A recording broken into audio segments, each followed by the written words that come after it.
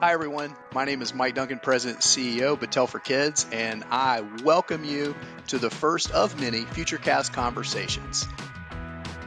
We are hosting several of these over the next several months to dig deeper into our recently released special report called The Future of the Portrait Graduate, which has opened a broad and necessary discussion on how we can better prepare every student to be future ready. At Battelle for Kids, we certainly believe that one of the strongest ways to accomplish this is to blend rigorous academic content with essential durable skills.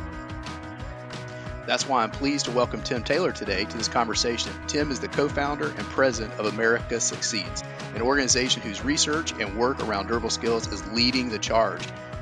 We're pleased to have Tim contribute to the Future of the Portrait of a Graduate report, and I'm looking forward to this conversation to delve into what's ahead.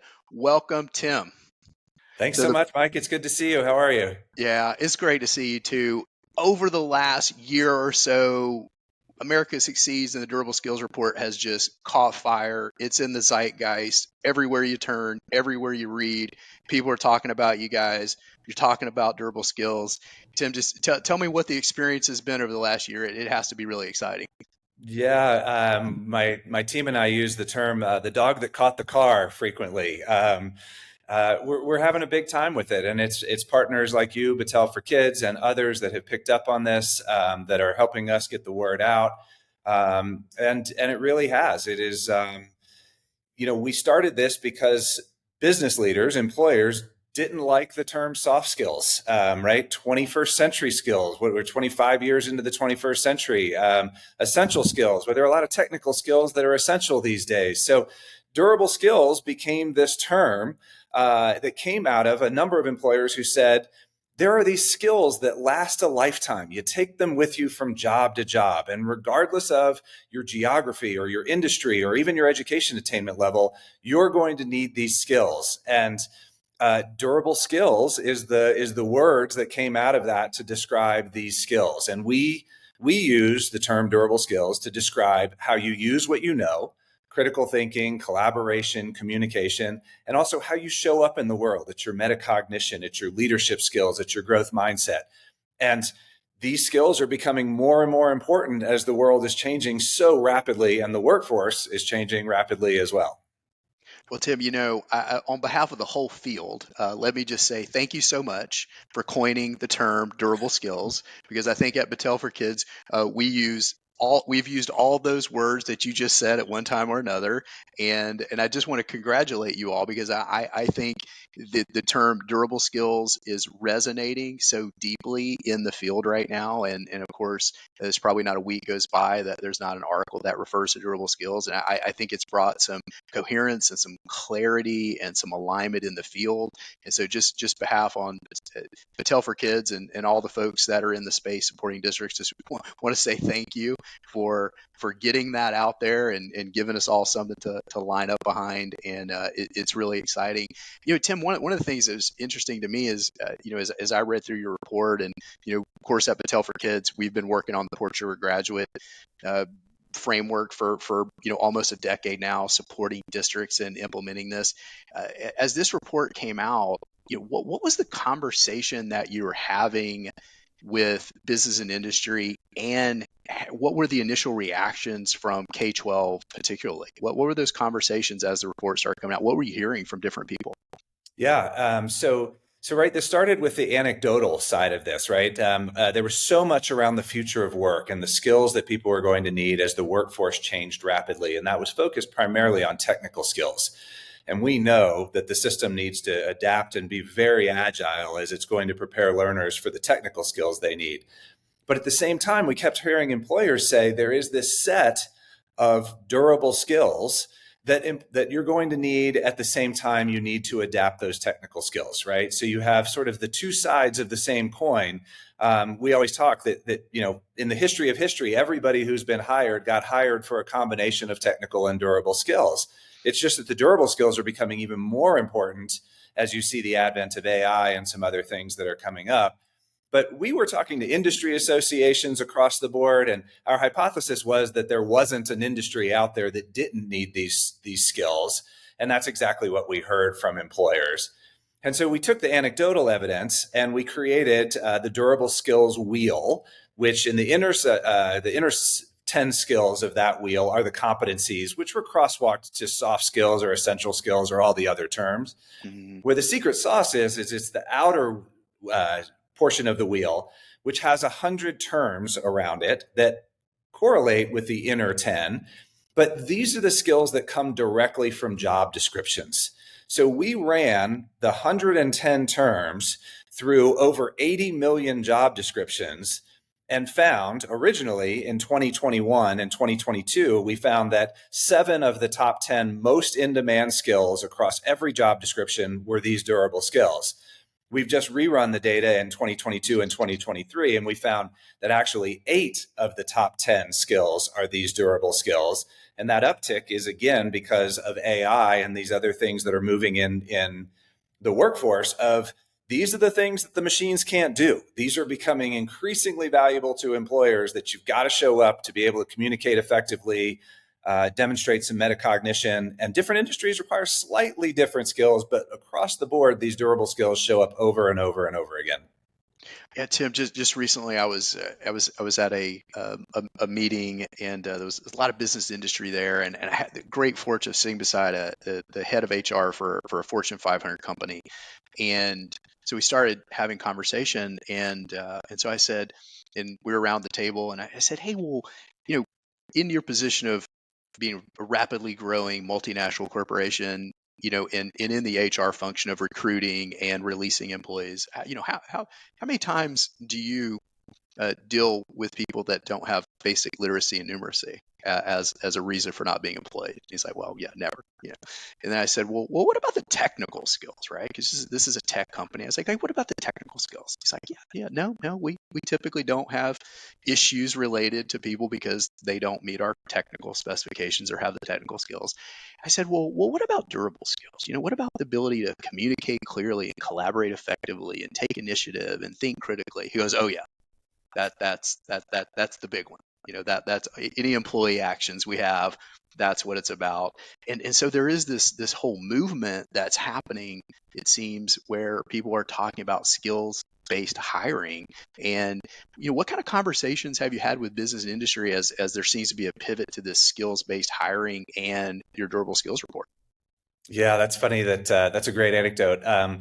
We hear similar things all the time. I've gotten to the spot where when I talk about this in public, I often say, durable skills are the second rung on the career ladder. If you cannot get past the hurdle of demonstrating that you have these skills when you show up, you're going to have a really tough time building your career ladder and moving on into, family sustaining wages and being able to create economic and social mobility for your family. Um, there's some other data that came out of all the research that we did. It's interesting that high skill, high wage jobs and mid skill, mid wage jobs require more durable skills than low skill, low wage jobs. So as we're trying to prepare young people for the future and the types of jobs we want them to have to be able to contribute to their community, these durable skills are even more important than the 8 out of 10, right? In mid-skill and high wage, mid-skill, mid-wage and high skill, high wage, it's probably 10 out of 10 of the most important, right? The low skill, low wage jobs often ask for a driver's license or the ability to lift a 40-pound box. But Right. what we're Yeah. really trying to get young people into are those other careers. And so this just has resonated. It is hit at the right time. A little bit of branding goes a long way in terms of durable skills, since so many employers dislike the term soft skills, right? These Right. things are Right. anything but soft. These are the ticket to a future and being able to contribute to the workforce and being able to be successful. Yeah, Tim, we've been working with the state of North Carolina and help them create a portrait of graduate for their state, and then build out some competency progressions and then some performance assessments tied back to their portrait. And just recently, I think it came out just a couple weeks ago, that their Department of Commerce issued a report, and it said, based on the North Carolina portrait of graduate and those durable skills that were listed, this they did a survey of the business and industries in North Carolina, and they said that the results were that the more durable skills, that the higher the wage. And so business industry said these durable skills are somewhat to great, I believe it was highly important, have the highest had the highest income level. So I think to your point, we often talk about the portrait of a graduate durable skills, as being portable, transferable across industries. And, but I think one of the really important points, especially for parents to understand is, how important these are to have and be able to access high wage jobs. So one of the questions that I would be, as we kind of think about this, we're always thinking about how are school districts helping prepare young people for and reimagine their instructional environments to foster and measure these durable skills. What kind of reaction have you gotten from the K-12 environment? Yeah, it's a great question. So it is starting to change. I will say that. Initially, the first conversations we had with school districts were a lot of conversations with superintendents, business leaders, and others to sort of raise the issue and awareness around durable skills. Those early days were a little frustrating, right? There were many times where a superintendent or somebody in the education system would say, we understand that these are important, but there's not enough time in the day to add a critical thinking course or a collaboration course or whatever that might be, right? And one of my favorite exchanges, we had a business leader in the audience, and they said, look, with all due respect, you don't think critically from 11 to 11:50 and then go to math. But the education systems are steeped in the box of the Carnegie unit, right? And unless you've got a kid in a seat for a certain period of time, we don't think that learning is happening in those situations. And the big shift around durable skills is the fact that you practice these skills all day long in every setting that you have. And another one of my favorite sort of lines that came to us from somebody is they said, close your eyes and think critically about nothing. But you don't have a critical thinking course where you just think critically. You have to think critically about math, or you have to think critically about science, or you have to collaborate while you're in your history course. Or right, this happens all day long, and you practice these skills over the course of a lifetime. In fact, we never really stop growing in these skills. And when we move from one industry to another, we take these skills with us, even if we don't take the technical skills. But the education system is really trying to wrap their head around what this means and what it looks like for teaching and learning in the classroom. And we haven't asked teachers to do this in the past. And so we've got to be thoughtful and help them prepare to be able to deliver these skills and get students to develop these skills over time and then demonstrate that they are learning these skills. And it doesn't happen overnight. And one of the things that we've seen over and over again is that upper income and middle incomes, families, they're giving these kids these skills through sports or music or going to church or world travel or good dinner table conversation. And what we have, it's not happening for every kid in the same way. And I think that we're also not being intentional about how we're doing it. So what does collaboration mean? We have to be really thoughtful about what the term means. What are the aspects of collaboration? Defining roles and responsibilities, how you would handle conflict. And until we get a shared lexicon, which America Succeeds has developed, and some standards around this, it would be very difficult to do it any other way. But the school systems are moving in no small part to a lot of the portrait of a graduate work that you all are doing, which we can dig into, and I think is really cool and powerful for what's happening with kids. I love hearing what you said, Tim, because I think some that we've observed is early on there was this false dichotomy is that, well, if you move to this durable skills model, now it's at the expense of rigorous academic content. And we've always said, no, it's rigorous academic content and using rigorous academic content to create experiences which allow students to develop these durable skills over time that result in authentic products and performances that have value beyond school. That's the juice that moves us through this work in a really impactful way. I think one of the things that we're always grappling with is some of the challenges that K-12 faces when they start to think about a durable skills model and infusing durable skills into their standards, into their curriculum. And I had the opportunity a while back to talk to a state school superintendent of schools, and I said, well, just some unsolicited advice as you start down this journey. I think one of the really important things to do, and Tim, you just said it, is creating some time and space for educators to realize this isn't something else, but it's part and parcel of what we need to be doing to ensure that young people are future ready. And so, giving leaders and educators time to develop their capacity to create these learning environments in which we can foster and measure these durable skills is so important. But I think one of the things and one of the challenges that we see is that the number of content standards that young people are taught and must be assessed on each year is just incredibly overwhelming. And so, have you heard of or have experienced any school districts that seem to have cracked that nut of how they're, or any stories or case studies that you'd like to share with us that talk about some experiences of how districts have cracked that nut? Yeah, I think you nailed it right at the as you set that up. It's not doing more; it's doing what you're doing differently. Mm, And it is embedding these skills in the curriculum, whatever your curriculum is, whatever your state standards are, whatever your portrait of a graduate is.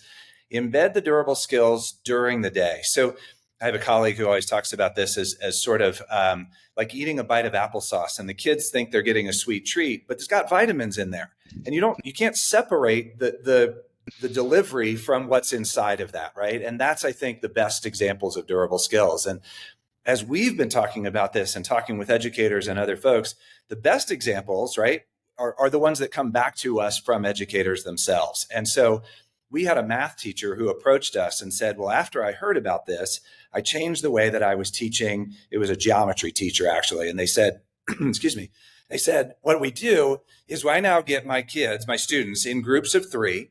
I give them a set of 10 problems. And I asked for that group of 3 to solve the problems using different problem solving techniques. And then the 3 students go to the front of the class and present back to the rest of the class how they solve those problems. So they said they're still learning math, and the geometry is still the exact same geometry that I've always been teaching. But now the students are practicing collaboration, critical thinking skills, verbal communication, presentation skills, and they're just all baked in. And the kids don't see a separate, it's not like you stop and teach one thing versus the other. It is that sort of fully baked experience of those things are just coming along, and we're getting better at all of those while we're learning the reading, writing, and arithmetic, which are table stakes, right? So it's really cool to see the innovation happening in the school system that isn't a result of our work in particular, right? It's just where our work has said is saying these skills are super important. How are we going to deliver them to kids? Tim, you talked earlier about this idea of we've identified them, but then we also have to coalesce around a common nomenclature. And one of the things that we've seen with the districts that we work with is such a powerful lever to begin to integrate durable skills into the curriculum is making sure that we have a common understanding about what we mean around the durable skills that find their ways into the portrait. And one of the things I often like to challenge principals with is say, okay, when you go back to your schools, as you're walking the halls, I want you to just pick out 5 random teachers and just walk up and say, hey, I'm going to put you on the spot for a second, but define critical thinking for me. How do you define that? And see what is the variance of the definition that you get. And so if we're designing learning to foster and measure those skills in young people, having that common definition and having those learning progressions is so important to make that attainable for the teachers to begin to design that learning. And so, Tim, question that I'm really fascinated with is, this is just caught on like wildfire, like I spoke about earlier. But where's this work going? Like, where do you see the next year? Where do you see the next 2 years for America Succeeds and for the durable skills work across the country? Yeah. What's great is that the framework, the durable skills framework that you have seen and is available through our website at America Succeeds, right? The product is a lexicon. It is taking and defining every one of the terms that are in the durable skills wheel, and it is also a rubric. It is what employers expect somebody to be able to know and do as it relates to these types of skills. The entire thing was informed and created by employers. And we've had over 800 employers give us feedback on both the lexicon and the rubric itself. So First, let's not argue anymore about what durable skills means from one teacher to another or to the student or whatever that is, right? This is what employers expect you to be able to know and do, and this is the way employers define those terms. So one, we feel like we've got a hold of a very solid North Star as to where this work is headed, that it is employer defined, because ultimately there isn't a family out there that doesn't want their kid to get a good job once they finish school at whatever point they finish school. So the fact that there is something out there, I appreciate you commenting, right? Putting a name to this and a shared definition was really all the work that's gone on behind the scenes. So right, we've worked 3.5 years to be an overnight success where this has caught on like wildfire. So we're thrilled to see it go. Where this is headed is that there are a lot of folks who now want to help assist get this into the hands of teachers and students and others. And as a small thought, we consider ourselves a think and do tank, but we don't have the capacity to have that get out into the field at the scale it needs to happen. So most of our days are spent thinking about quality and scale. How do we get this out with very high quality so that it isn't we don't lose quality when different places introduce it, or they just say, oh, we'll use some of it but not all of it, and then to as many people as we can get it to. And so it's through partnerships. So it is through partnerships with Battelle for Kids. We've just recently partnered with Mary Lou Fulton Teacher College out of Arizona State University, which is the largest teacher college in the country. They are creating a set of courses for continuing education on how teachers can teach durable skills in the classroom. We're partnering with TNTP to help us get that delivered and with some technical assistance into districts. They partner with 1,600 districts across the country. And we're partnering with content providers like Edmentum, which is an online content provider. And they're using the framework and embedding that, starting with their 8th grade CTE work or their middle school CTE work, and then expanding that into every course they have. So it's these partnerships and the way that other folks are going to put the high quality content into the materials that are already reaching a lot of kids is how we see this moving forward in the future. So, what advice would you give school superintendents? What advice would you give technical assistance providers like Battelle for Kids? What advice would you give us in how we help support local school districts and how local school superintendents help support their teachers? Yeah, I think there's a couple of things that have sort of the wind at our back. A lot of it, I want to commend the work that Battelle does around portraits of a graduate. This is the reason that this is spreading like wildfire because of the winds that are going with it. Portraits of a graduate define what communities expect a learner or want a learner to look like at the end of their experience.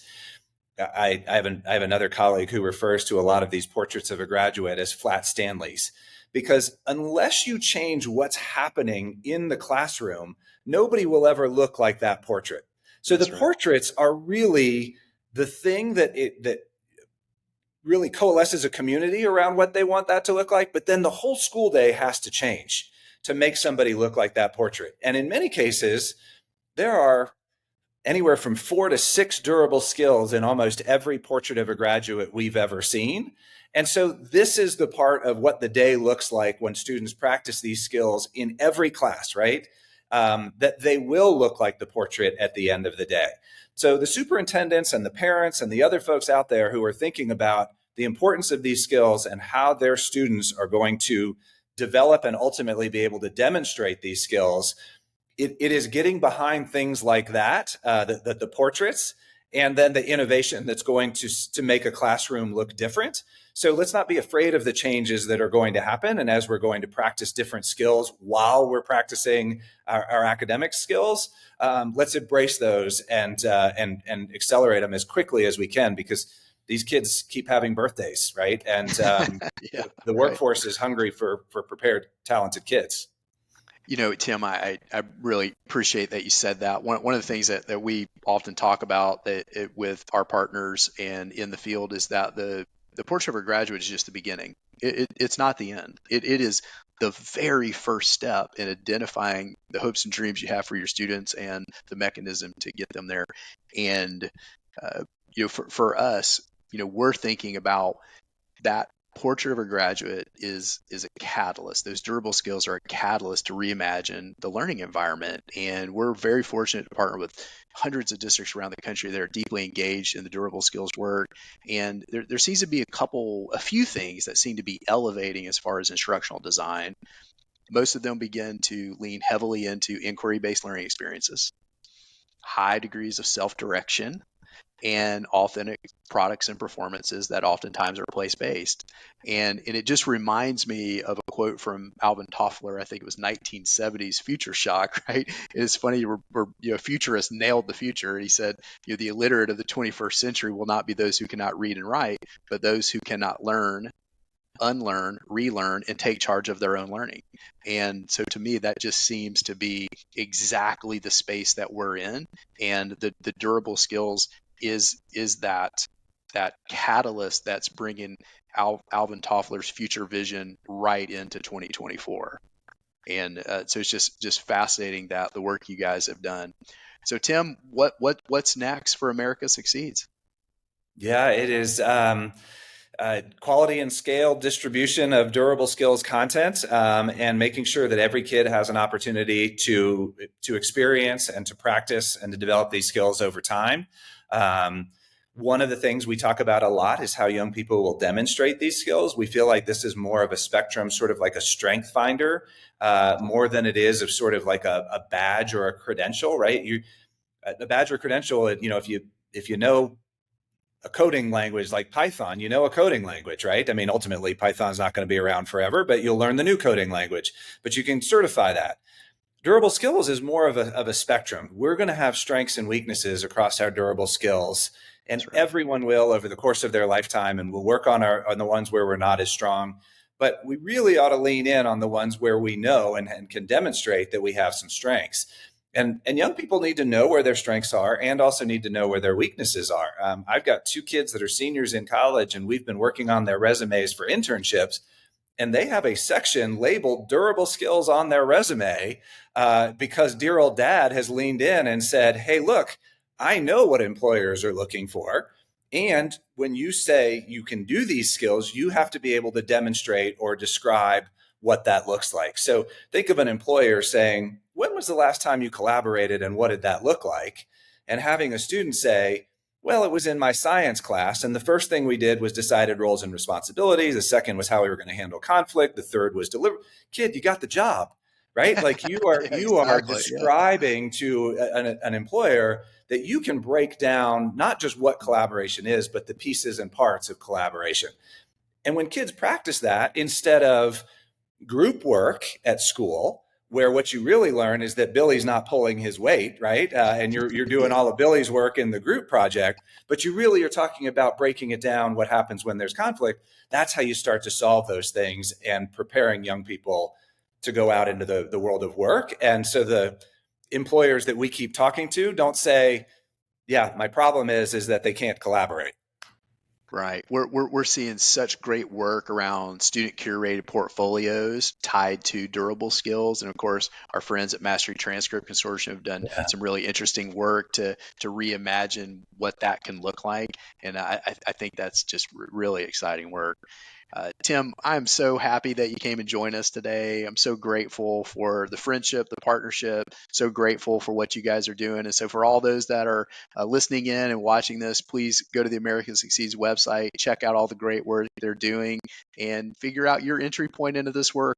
I was very fortunate, Tim, as a school superintendent, to lead this work in my district for over a decade, and I can tell you there was nothing that I did in my 18 years as being school superintendent that was more purposeful and more meaningful and just created more personal joy than integrating these durable skills to the portrait graduate and just reimagining what learning could be for our young people, empowering our teachers and our leaders, and just leaning into the voices in our community and creating a strong partnership with everybody to strengthen the future of public education. So, just on behalf of every school child in America, Tim, I just say thank you. Well, thank you for the work you do for your partnership. And I want to say, as to wrap up, there are pockets of excellence out there. There is some really incredible stuff going on around the country. You mentioned North Carolina, right? That's one of the leaders in a lot of this work, but we're seeing it in other places as well. There is good stuff going on.